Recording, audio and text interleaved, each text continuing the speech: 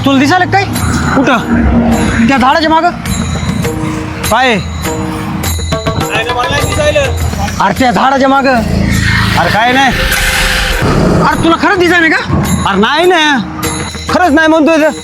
होय हे बघ हे बघ अरे कोणतरी त्याच्या मागे ते बघ अरे नाही रे. अरे त्याच्या हातात गदा ते टोप बघ ना ते दिसाय नाही का तुला अरे नाही म्हणतोय तर.